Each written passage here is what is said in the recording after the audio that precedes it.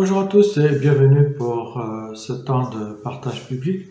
Ce matin, j'aborderai le texte Luc, chapitre 10, verset 27, où il est dit « Tu aimeras le Seigneur ton Dieu de tout ton cœur, toute ton âme, et ton prochain comme toi-même. » Alors, je crois qu'on pourrait mal interpréter ce passage en croyant qu'il est question de narcissisme, mais il est indispensable de faire la différence entre l'amour de soi et le narcissisme, qui sont deux choses très différentes et complètement opposées et qui ne doivent surtout pas être confondues. Si on prend par exemple l'amour du narcissisme, nous voyons qu'il est extrêmement superficiel car il dépend et utilise en même temps d'autres personnes pour l'alimenter. Les narcissiques se nourrissent de l'adoration et de la louange des autres en soi. Sans cela, en fait, ils ne sont plus rien à leurs yeux.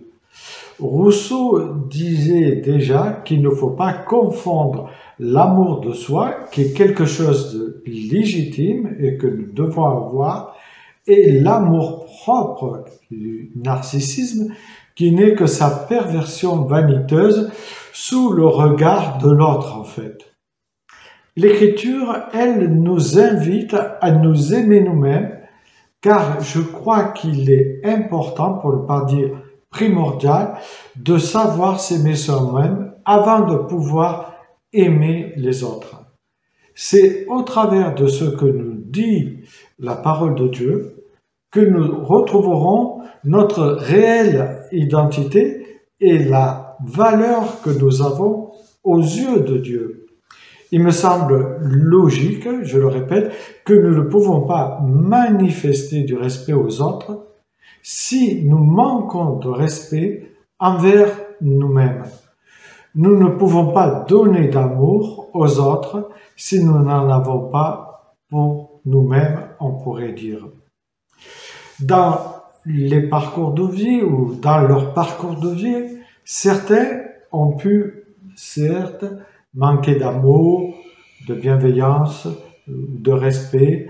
Et ils ont peut-être même connu la violence et les abus, ce qui les a amenés à intérioriser l'indifférence, le mépris, l'anxiété, le pessimisme.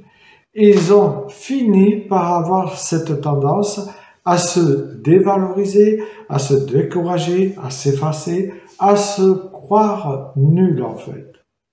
On comprend que pour ces personnes qui ont vécu comme cela, s'aimer soi-même n'est pas toujours tâche facile, pour ne pas dire une tâche impossible humainement. Mais Dieu est grand, il peut tout accomplir. Et à mon sens, en de telles situations, il est impératif que le Seigneur fasse une œuvre de reconstruction en nous, car ce n'est qu'en comprenant et en saisissant son amour profond pour nous, et combien nous sommes précieux à ses yeux, puisqu'il nous le dit dans sa parole, par exemple au psaume 139, verset 14, « Je te loue de ce que je suis une créature merveilleuse ». C'est en comprenant cela que nous pourrons nous approprier ces paroles-là. C'est seulement en nous emparant de ces paroles que nous parviendrons à avoir du respect profond pour notre propre personne et que nous serons à même de respecter, en fait de retourner le respect et l'amour autour de nous.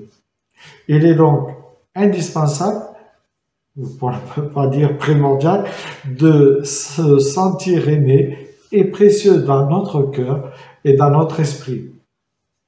Le respect de l'amour de soi, sincère, en toute humilité bien sûr, attire logiquement le respect et l'amour de notre entourage.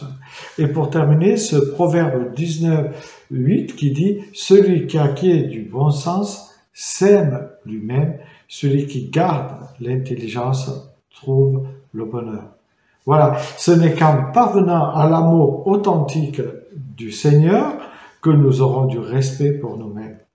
Quand on s'aime, cela signifie que l'on a reconnu et qu'on a conscience de sa propre valeur aux yeux de Dieu. La preuve en est que tu as de la valeur, qu'il a donné sa vie pour toi. Bonne réflexion.